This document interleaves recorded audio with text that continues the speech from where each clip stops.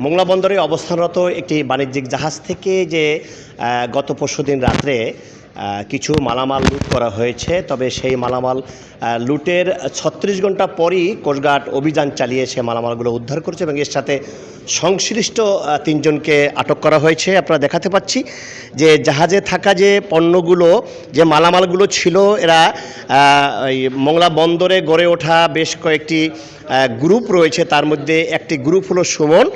এই সুমন প্রায় ১০ থেকে ১২ জন লোক নিয়ে জাহাজে লুট করে এবং ওখানে কয়েকজন নাবিক ছিল, তাদের হাত পা বেঁধে এই মালামালগুলো ওখান থেকে নামিয়ে নিয়ে আসে। আমরা যতটুকু জানতে পারছি ওই জাহাজের একজন চিফ ইঞ্জিনিয়ার এই কাজের সহায়তা করেছে, তাকেও তারা গ্রেপ্তার করতে সক্ষম হয়েছে।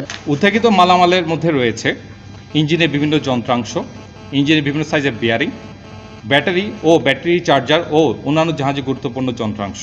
এই জাহাজগুলোর যেসব অনুগ্রত রয়েছে এই আমাদের মংলা পোর্ট অঞ্চলে, অধিকাংশ নাবিক এখানে সবসময় একটা মান্থলি বেসিস পেমেন্টের অবস্থায় তারা থাকে, কিন্তু এই জাহাজে নাবিকরা গত ৬ থেকে ৭ মাস ধরে সঠিকভাবে বেতন পায় না।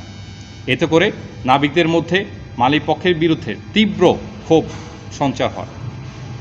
এ কারণে আর্থিক ব্যবস্থার উদ্দেশ্যে ইতিপূর্বেও জাহাজ হতে বিভিন্ন রূপে এই গ্রুপ এবং ডাকাতদের কাছে তারা মালামাল বিক্রি করে আর্থিক লাভের জন্য, যেখানে জাহাজের চিফ ইঞ্জিনিয়ার সহ অন্যান্য নাবিকবৃন্দ ও স্থানীয় দুষ্কৃতিকারী প্রত্যক্ষ এবং পরোক্ষভাবে জড়িত ছিলেন বলে জানা যায়।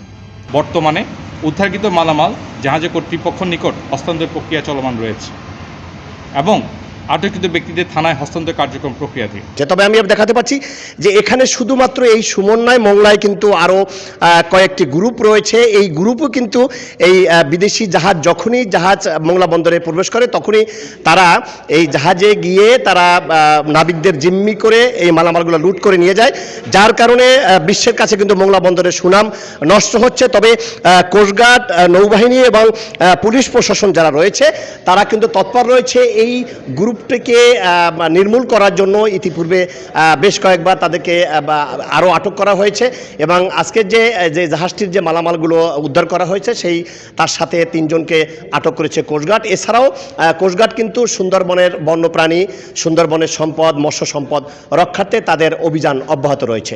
মাহমুদ হাসান, সময় সংবাদ, মোংলা।